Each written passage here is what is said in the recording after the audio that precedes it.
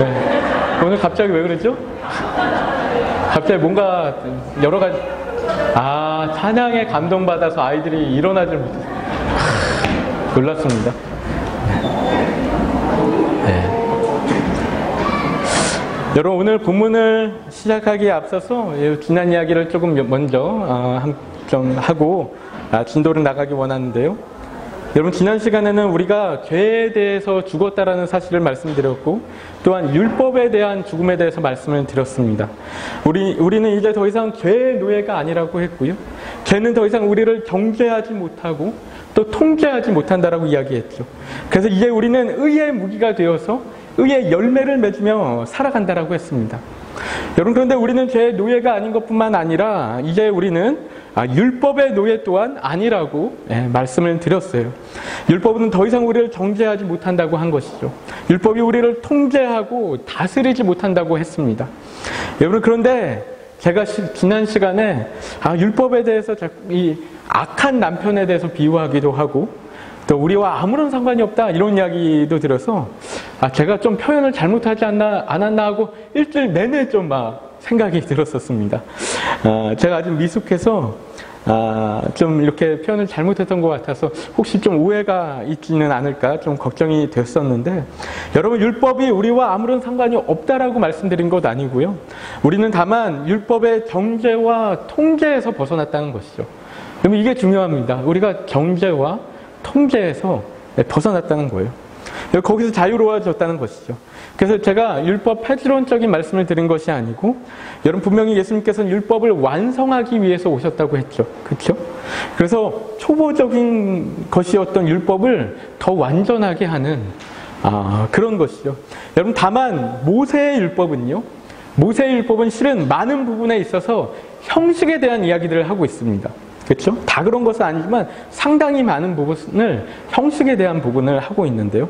제사는 어떻게 지내야 되고, 제사장의 옷은 어떻게 입어야 되고, 또 음식은 어떤 음식을 먹어야 되고, 제사법, 성결법, 또 절기는 어떻게 지켜야 되고, 이런 내용들이 참 많이 있습니다.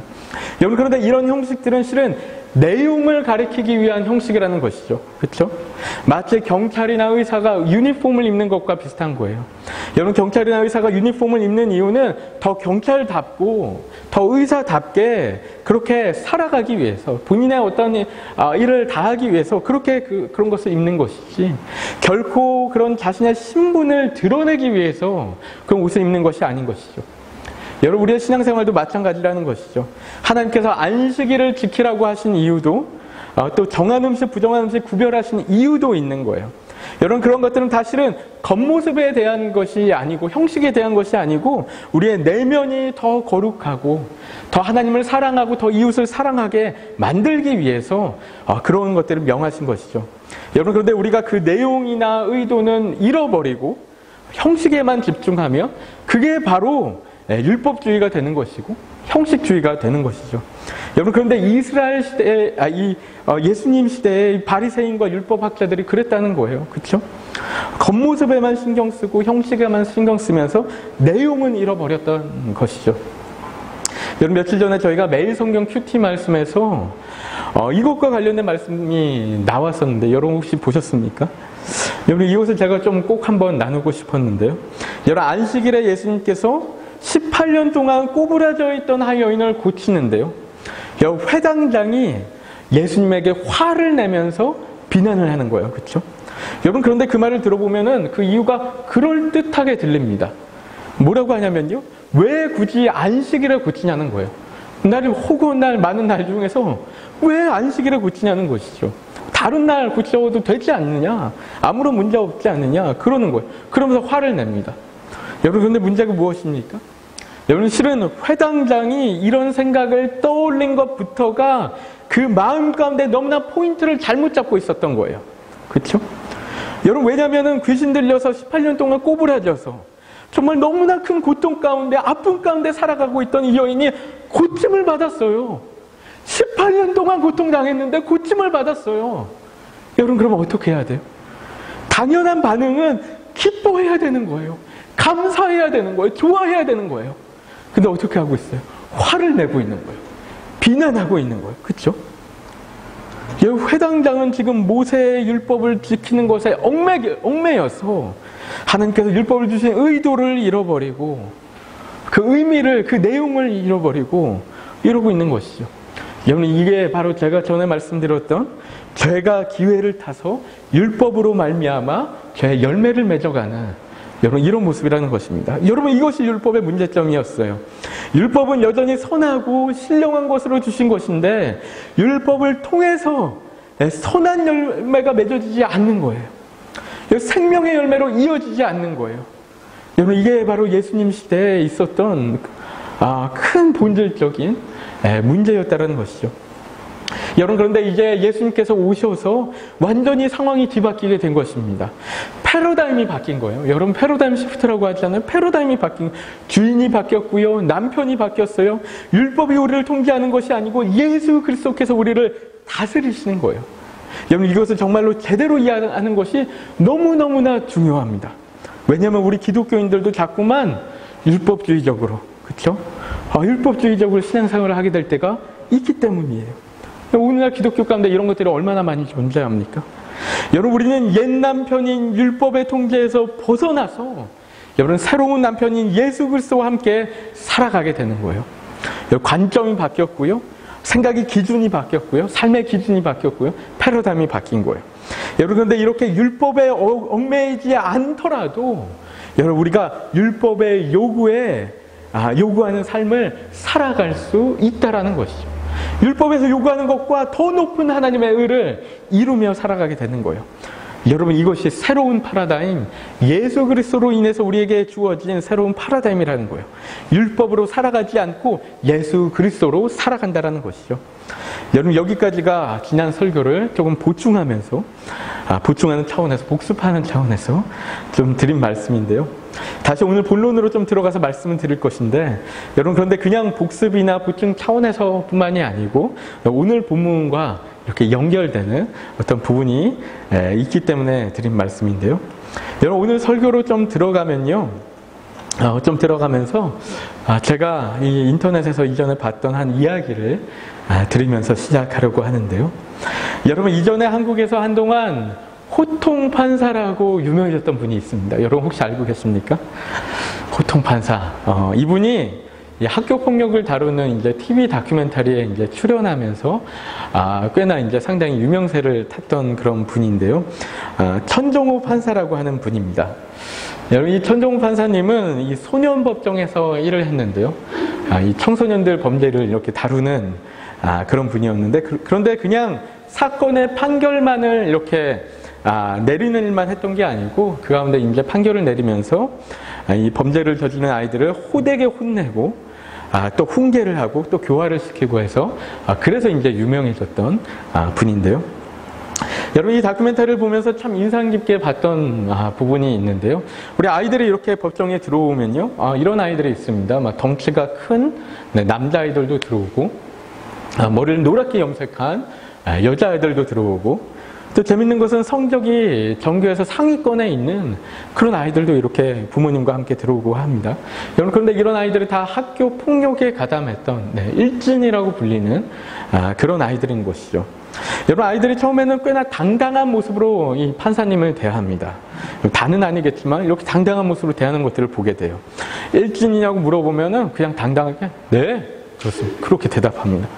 왜 친구 거 뺏었냐? 이렇게 물어보면요, 선배가 시켜서 빼앗았습니다. 이렇게 뻔뻔하게 이야기를 하고요.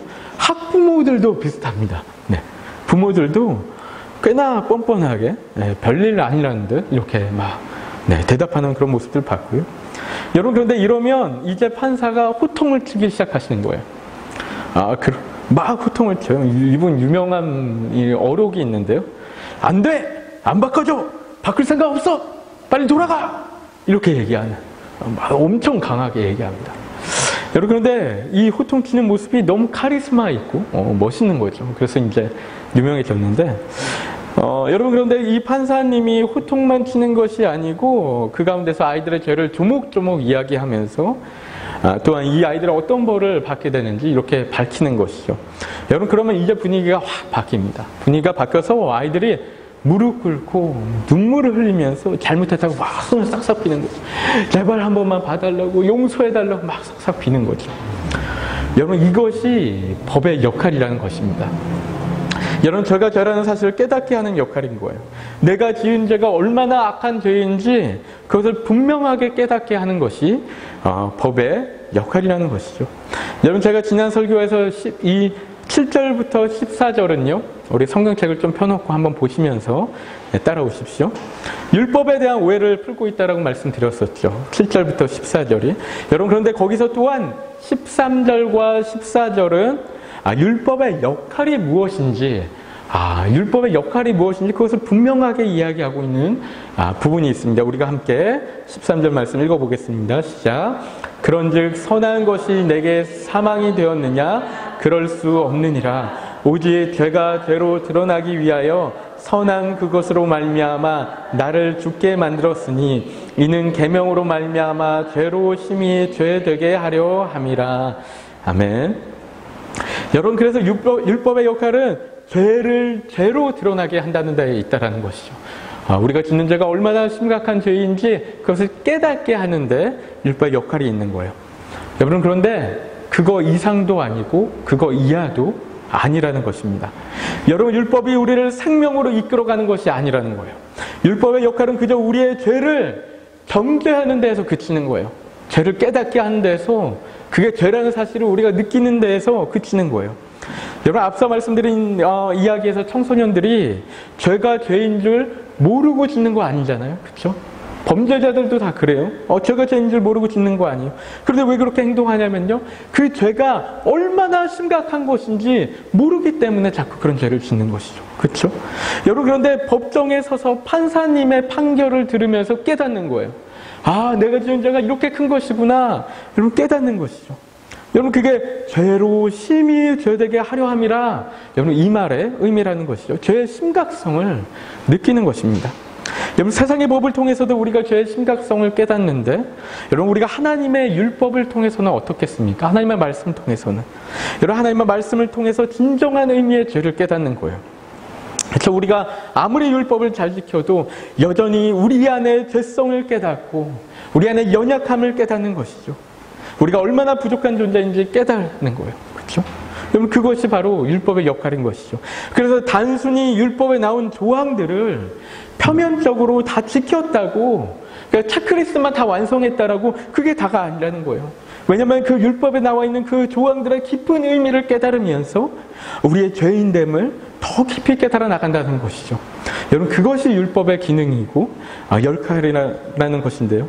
여러분, 그런데 여기서 하나의 딜레마가 생기는 것이죠. 딜레마가 발생하는 거예요. 현실적으로는 우리가 이 율법의 요구를 따라가지 못하는 거예요. 그렇죠? 여러분, 말씀 가운데는 우리가 본질적으로는 다른 존재가 되었다고 하는데, 죄의 권세가 끊어지고 율법의 권세가 끊어졌다고 하는데, 새로운 존재가 되었다고 하는데, 현실적으로는 자꾸만 우리 안에 이 율법의 요구를 따라가지 못하는 모습들이 우리 가운데 있는 거예요. 여러분, 이게 우리의 딜레마 아닙니까? 우리가 늘 고민하는 부분들 아닙니까? 정말 믿음대로 열심히 살고 싶은데 그렇게 안 되는 거예요. 맨날 죄짓고 실패하고 좌절하고 쓰러지고, 그러다 보니까 자꾸 죄책감에 빠지고 정죄감에 빠지고, 이런 게 우리의 모습이죠. 여러분, 그런데 오늘 본문 말씀 보니까요, 사도 바울도 똑같았던 거예요. 그렇죠? 우리 15절 말씀 함께 읽어볼까요? 시작. 내가 행하는 것을 내가 알지 못하노니 곧 내가 원하는 것은 행하지 아니하고 도리어 미워하는 것을 행함이라. 아멘. 여러분, 사도 바울도 우리가 느끼는 그 이야기를 여기서 하고 있는 거예요. 자신이 원하는 것을 행하지 아니하고 도리어 미워하는 것을 행한다고 이야기하고 있어요. 여러분, 우리의 삶과 너무나 똑같은 이야기 아닙니까? 이렇게 보면 너무 공감되지 않아요? 16절을 봐도요, 내가 원하지 않는 것을 자꾸만 행한다라고 이야기하고 있고, 18절도 그 이야기하고 19절도 그 이야기하고 그래요. 여러분, 이런 사도 바울의 이야기들 공감이 되죠? 여러분, 공감되십니까? 네, 안 되시는 것 같네요. 공감되죠? 우리 경험들, 우리 이런 경험들 많이 하잖아요. 사랑해야 하는데 자꾸 미워하게 되고, 이해해줘야 되는데 자꾸 싸우게 되고, 화해를 하러 갔다가 오히려 더 틀어져서 오는 경우도 있어요. 그렇죠? 감사해야 되는데 자꾸 불평불만하고, 낮아지려고 하는데 자꾸 교만해지고, 더 말씀 보고 기도하고 막 그러려고 하는데 자꾸 어느새 나는 TV 앞에 앉아있고, 한번 스마트폰 자꾸 잠깐 폈다가 계속 그것만 보고 있고. 여러분, 이런 경우들이 얼마나 많아요. 그리고 이런 것들이 우리를 얼마나 괴롭게 하고 힘들게 합니까? 여러분, 그런데 사도 바울도 그랬다는 거예요. 사도 바울도. 자신도 믿음으로 거듭난 자가 되었는데, 본질이 바뀌었는데 자꾸 그 삶 가운데 죄가 드러나고 하나님의 의를 온전히 이루지 못하고, 때로는 죄짓고 실패하고 쓰러지고 이런 모습들이 있었던 것이죠. 여러분, 솔직히 우리의 모습과는 좀 다르긴 했겠죠. 우리보다는 아마 훨씬 더 나았겠죠. 그런데도 사도 바울 안에도 그런 부분들이 존재했다라는 것이죠. 여러분, 그래서 이 말씀 가운데 그렇게 갈등하고 고대하는 사도 바울의 어떤 심정이 오늘 말씀 가운데 나오고 있는데요. 여러분, 그런데 실은 이 본문의 말씀이 조금 논란이 있는 말씀이긴 합니다. 좀 의견이 갈리는 말씀이긴 합니다. 여러분, 제가 이야기를 할까 말까 고민을 하다가 워낙 많은 주석가들이 이야기하고 있어서 좀 그래도 짚고는 넘어가야겠다 했는데요. 자세하게는 말씀드리지 않겠습니다. 여러분, 실은 이 사도 바울의 이야기가 불신자에 대한 말씀인지 아니면 신자에 대한 말씀인지, 그런 부분이 이제 의견이 갈리는 거예요. 다르게 이야기하면 사도 바울이 자신이 거듭나기 전의 경험을 이야기한 것인지 아니면 거듭난 이후의 경험을 이야기하는 것인지가 헷갈리는 거예요. 불분명한 거예요. 거듭나기 전이라서 아무리 율법대로 살려고 해도 안 되는 그런 심정을 이야기하는 것인지, 아니면 거듭난 이후에도 불구하고 삶 가운데 자꾸 죄의 어떤 모습들이 나타나니까 그것 때문에 괴로워하는 심정을 이야기한 것인지, 이게 명확하지 않은 것이죠. 그래서 다 다르게 주장하는데요.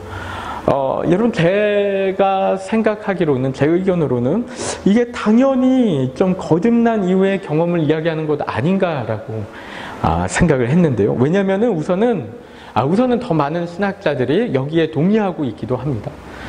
그런데 또한 말씀의 문맥상 보면요, 더 이런 어떤 의견이 더 자연스럽게 느껴지는 부분들이 있고요. 왜냐하면 8장 가면 또 이런 문제들을 어떻게 해결해 나가야 될지 그 이야기들을 좀 하는 부분들이 있거든요. 그렇게 느껴지는 부분들이 있고, 또 마지막으로는 우리가 그렇게 경험하지 않았나 이런 생각하는 것이죠. 여러분, 저도 이제 너무나 동일하게 이런 어떤 경험들을 했고, 또한 아무리 훌륭하고 신앙이 깊으신 어떤 분들을 봐도 그럼 그들 안에도 늘 이런 어떤 아픔들이, 어떤 고뇌들이 있고 어려움들이 있고 이런 딜레마들을 보는 것이죠. 여러분, 그래서 이게 거듭난 이후의 경험으로 보는 것이 더 합당하지 않나 이런 생각을 했는데요. 여러분, 그런데 이 부분에 대해서 우리가 이런 생각도 할 수가 있습니다. 여러분, 거듭난 후라면 왜 이렇게까지 하나님 말씀대로 살지 못하는 모습들이 드러나는 것일까? 여러분, 이런 모습이라면 거듭나기 전이나 거듭난 후가 뭐가 얼마나 다른 것일까? 여러분, 이런 생각할 수가 있는데, 여러분, 그런데 그렇지 않다라는 것이죠. 여러분, 실은 오늘 본문 가운데도 여전히 죄 때문에 갈등하는 모습이 그려지고 있기는 하지만, 분명히 이 본문에도 거듭나기 전의 모습과 확연히 달라진 모습을 이야기하는 부분들이 있습니다. 여러분, 그것이 뭐냐면은 우리 안에 선을 행하기 원하는 마음이 있다라는 거예요. 선을 행하기를 간절히 원하는 마음이 있다는 거예요. 여러분, 이 이야기가 무엇이냐면요, 우리의 속사람이 바뀌었다라고 이야기하는 거죠. 여러분, 이게 거듭나기 전과 그 후에 큰 차이점을 한 가지 이야기하고 있는 것입니다. 예수님을 믿기 전에는 선을 행하고 이런 거에 관심이 없었어요. 그런데 하나님을 알고 나니까 우리 안에 선을 행하고자 하는 마음이 굴뚝같이 막 생겨나는 거예요. 그리고 우리가 믿음이 자라가면 자라갈수록 자꾸만 우리 안에 그런 어떤 열망들이 더 커져간다라는 것이죠. 우리의 속사람이 바뀌는 거예요. 그 증거라는 거예요. 그렇죠? 여러분, 22절 말씀 보면 뭐라고 합니까? 우리가 함께 22절 말씀 읽어보겠습니다. 시작. 내 속사람으로는 하나님의 법을 즐거워하되. 여러분, 이렇게 얘기하고 있습니다. 우리의 속사람이 하나님의 법을 즐거워한다 이야기예요. 여러분, 사도 바울이요, 이 속사람을 이야기할 때는 그리스도인의 이 영적인 측면, 거듭난 어떤 영적인 측면을 얘기하는 거거든요. 다른 말씀들 가운데도 나오는 그런 표현인데요. 여러분, 율법이 더 이상 우리를 정죄하거나 통제하지 않기 때문에 여러분, 우리는 율법이 더 이상 우리에게 두려운 존재가 아니에요. 우리를 억누르는 존재가 아니고 우리는 이 율법을 보면서 즐거워한다라는 거예요. 말씀을 보면서 기뻐한다라는 것이죠. 여러분, 그렇죠? 우리 하나님의 말씀 안에서 기쁨을 누리는 거예요. 말씀을 대하면서 얼마나 즐거운가, 얼마나 좋은가. 말씀을 보면 그게 우리에게 능력이 되고 힘이 되고, 여러분, 이게 우리가 거듭난 그리스도인이라는 증거라는 것이죠. 여러분, 그런데 문제는 우리의 속사람이 바뀌었지만 그럼에도 불구하고 우리 삶 가운데 여전히 죄의 습성들이 남아서 우리를 너무나 괴롭히는 부분들이 있는 것이, 이게 괴로운 거예요. 사도 바울이 이것 때문에 그 힘들어하는 것이죠. 여러분, 제가 로마서는 이 사도 바울의 자전적 이야기가 신학적으로 담겨있는 책이라고 말씀드렸는데, 몇 번 말씀드렸죠. 근데 오늘 본문이 그것을 너무나 생생하게 증거하고 있는 것 같아요. 여러분, 왜냐면 이 14절부터 25절까지 한번 쭉 보십시오. 성경을 보면은 여기서 독특한 한 가지 부분을 발견할 수 있는데, 바로 내라는 단어가 되게 많이 나오는 거예요. 15절을 보면 내가 행하는 것을 내가 알지 못하나니, 16절에 내가 원하지 아니하는 그것을 행하면, 17절에 그것을 행하는 자가 내가 아니요 내 속에 거하는 죄니라, 18절에 내 속 곧 내 육신에 선한 것을 구하지 아니한 줄 아노니, 19절에 내가 원하는 바 선은 행하지 아니하고, 계속 내 얘기하는 거예요. 그렇죠? 영어로 하면 I 그래요. 헬라어로 보면요, 헬라어로 I가 에고죠. 에고. 얼마나 힘들면 에고. 네, 되게 웃길 줄 알았는데, 네. 자기 자신을 계속 얘기하는 거예요. 지칭하고 있는 거예요. 그렇죠? 사도 바울이. 여러분, 사도 바울의 고뇌가 느껴지지 않습니까? 이 고뇌가.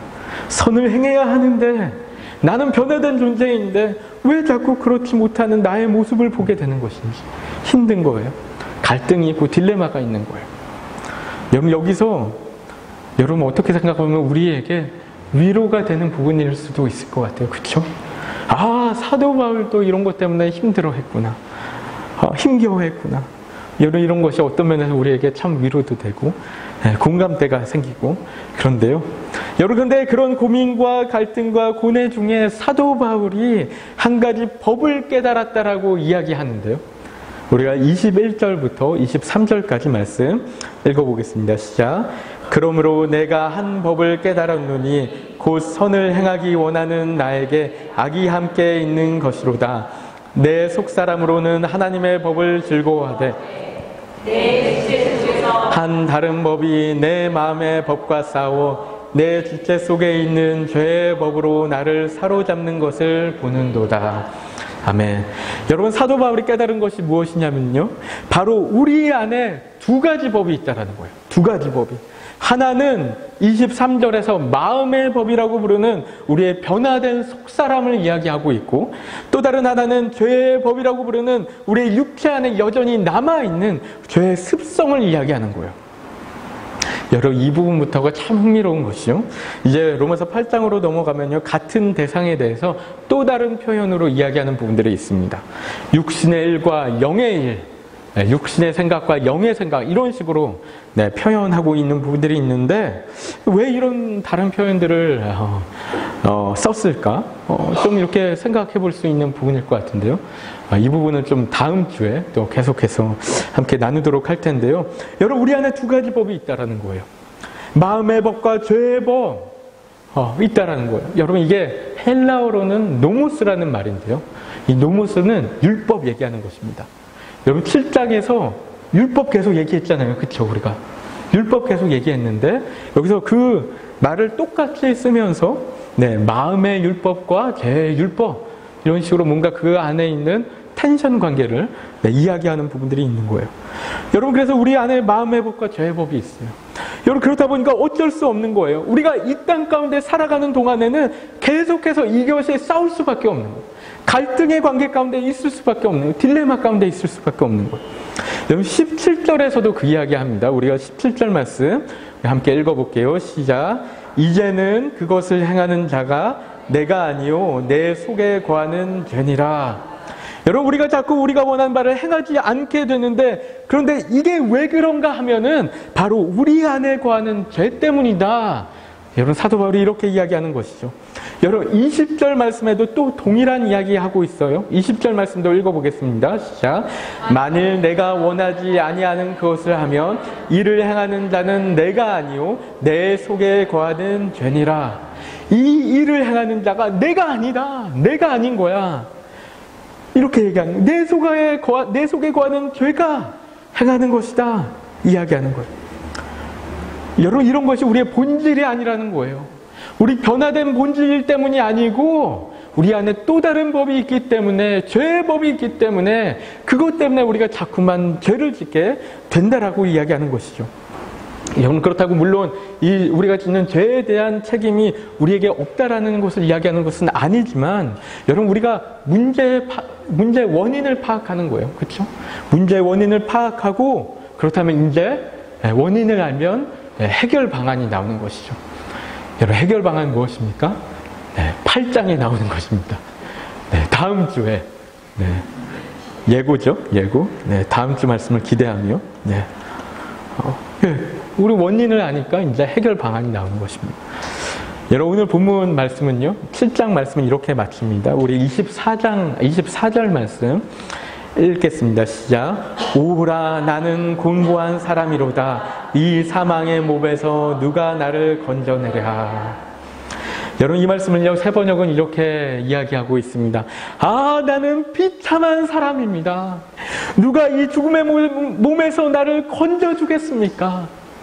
여러분 사도 바울의 여러분 정직한 고백 아닙니까?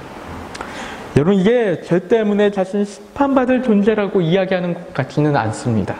여러분 그런 것보다 이것은 그냥 수사적인 표현으로 자기 안에 있는 이 딜레마 때문에, 이 고뇌 때문에 몸부림치고 있는 그런 사도 바울의 모습이 아닌가 생각이 드는데요. 여러분 그런데 이런 고백이 너무나 소중한 고백입니다. 너무나 소중한 고백이요. 여러분 몇 주 전에 제가 나누었던 세리의 기도가 생각이 나는데요. 세리가 이렇게 기도해요.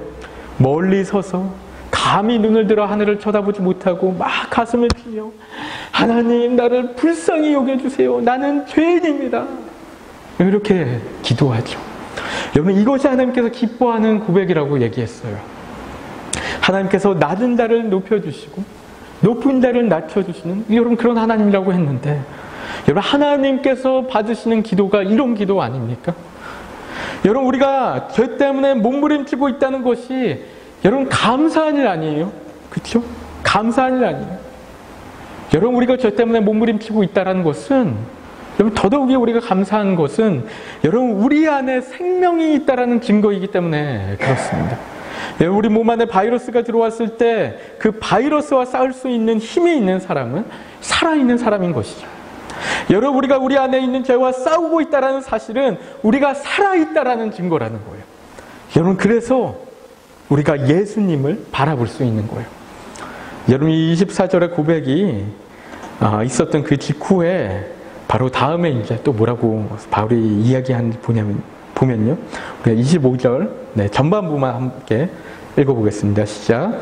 우리 주 예수 그리스도로 말미암아 하나님께 감사하리로다. 여러분 여전히 우리 안에 있는 죄와의 갈등, 싸움, 또 고뇌가 결국은 우리가 예수 그리스도를 바라보고 나아가게 한다라는 것이죠. 여러분 마지막 이 25절 말씀을요, 메시지의 성경을 보니까 너무 좋더라고요. 그래서 이 말씀을 읽어드리면서 오늘 설교를 마치려고 하는데요. 제가 읽어드리겠습니다. 감사하게도 답이 있습니다. 바로 예수 그리스도께서 그 같은 일을 하실 수 있고 또 하신다는 것입니다. 마음과 생각으로는 하나님을 섬기고 싶어 하지만 죄의 세력에 끌려 전혀 엉뚱한 일을 행하는 우리의 모순 가득한 삶 속에 들어오셔서 그분은 모든 것을 바로 세우는 일을 행하셨습니다. 아멘. 여러분 우리의 갈등과 고뇌, 우리의 딜레마 가운데 언제나 답은 있는 거예요. 그렇죠? 늘 결론은, 늘 해답은 무엇입니까? 네, 예수 그리스도가 우리의 답입니다. 우리 예수님을 바라보는 것이 그 해답이고 그 안에 머무르는 것이 정답인 것이죠. 여러분 안에 어떤 신앙의 갈등이 있습니까? 고뇌가 있고 고민이 있습니까? 여러분의 그 많은 몸부림 가운데 우리가 더 예수님을 바라보게 될 줄로 믿고 또 그런 가운데 우리가 이 땅 위에서 승리하는 삶을 살게 될 줄로 믿습니다. 여러분 이 시간에 우리가 함께 기도하기 원하는데요. 우리 함께 합심해서 좀 기도하실 때 하나님 우리의 삶 가운데 여전히 너무나 많은 갈등과 고뇌와 딜레마들이 있습니다. 하나님 우리가 정말 변화된 존재인 줄 믿습니다. 우리는 우리의 본질이 새롭게 되었음을 믿습니다. 하나님 아버지 우리 안에 새 본성이 있는 줄 믿습니다. 하지만 여전히 우리 안에 있는 죄의 법에 때로는 우리가 붙들려서 하나님 죄의 열매를 맺게 될 때도 있고 하나님 연약한 모습으로 하나님 쓰러질 때도 있습니다. 하지만 하나님 우리가 하나님 정말 이런 가운데 더 예수님 바라보게 됩니다. 하나님 이러는 싸움 가운데 우리가 포기하지 아니하고 계속해서 우리 삶 가운데 싸워나가며 하나님 예수님을 의지하고 믿음으로 승리하는 우리가 될 수 있도록 인도하여 주시옵소서. 하나님 아버지 우리가 정말 우리 안에 바뀌어진 새로운 본질을 붙들고 우리가 나가는 우리가 될 수 있도록 인도하여 주시옵소서. 우리 함께 합심해서 기도하도록 하겠습니다. 하나님 아버지 이 시간 가운데 우리가 기도하며 나아갑니다. 하나님 믿습니다. 정말 믿습니다. 하나님 이 말씀 가운데 우리에게 말씀하시는 이 진리를 믿습니다. 하나님 아버지 믿습니다.